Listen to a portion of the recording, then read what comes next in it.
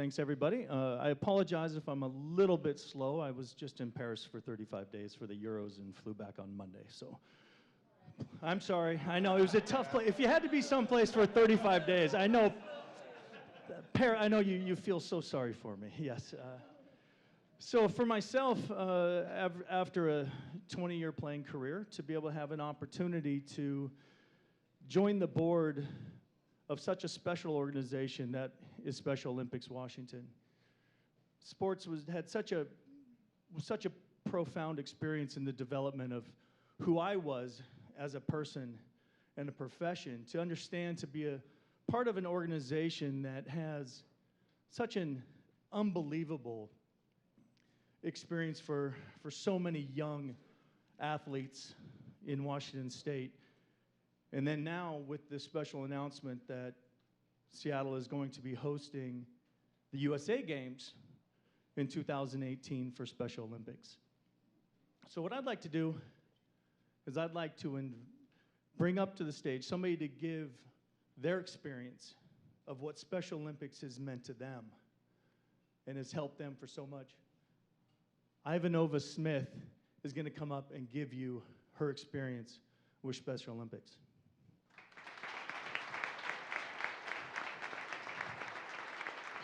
Hello, everyone. I'm Ivanova Smith, and I'm very passionate about my involvement with Special Olympics. I started Special Olympics in 2011, and it was the best thing I've done for myself because I was able to connect with my community. I am now playing in 4 sports: bowling in the fall, basketball in the winter, track and field in the spring, and golf in the summer. And I absolutely love it. I love being with my team. I love playing and competing. I love the passion I get when I win. I love being there and high-fiving my team members who have also won and done their best. And I love being with my community. And I've also want to see Special Olympics be the best that it can be. And so that's why I became an athlete ambassador and helped lead Special Olympics to be the most inclusive organization for people with intellectual disabilities. I also am very passionate about technology. I love tech, and so I'm very excited to be here. And tech has actually helped a lot of athletes be who we are and connect with other athletes. We are always on social media talking to each other and posting up pictures of our events and what we're doing with each other. We always are communicating with each other, and we're able to do it independently. Well, before we had social media, it was really hard for us to connect. We're now able to connect with each other more.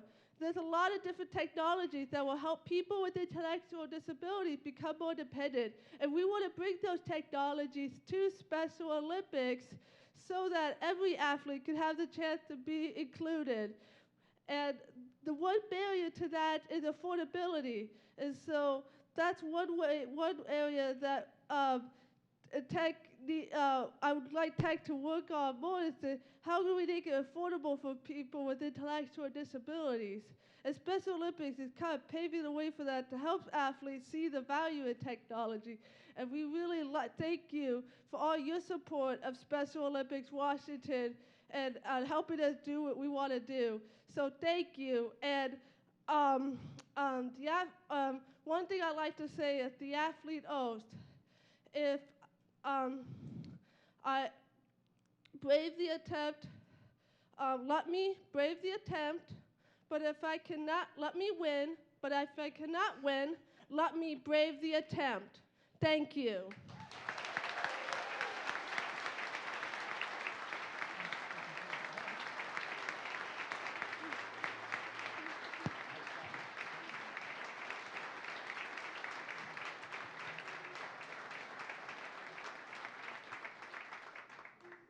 And now I'd like to come up, Kyle Mixlaro, Senior Vice President of Comcast, with a little special announcement.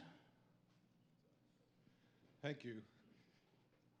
Like Casey, I'm going to apologize for being a little slow. I wasn't in Paris, I'm just old. Okay, like, seriously, the worst thing in the world is to have to be the speaker after Ivanova. Can we give her a hand again?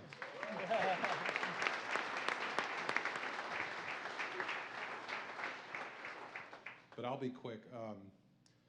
I'm here on behalf of Comcast, NBC Universal, and as a company, on behalf of 120,000 employees, we believe in investing in people of all abilities. We've had a great relationship with Special Olympics Washington for a number of years. We've invested about $300,000 to support their mission. And today I'm pleased to announce another contribution of $25,000 to Special Olympics Washington to help athletes like Ivanova train and get ready for the life. And so here's the check that you won't be able to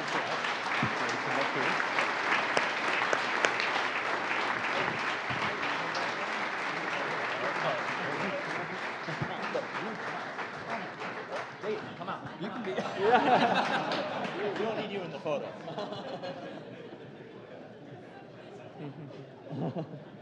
Sorry, David. Yeah. How's that feel, Ivanova? It feels amazing. Thank you.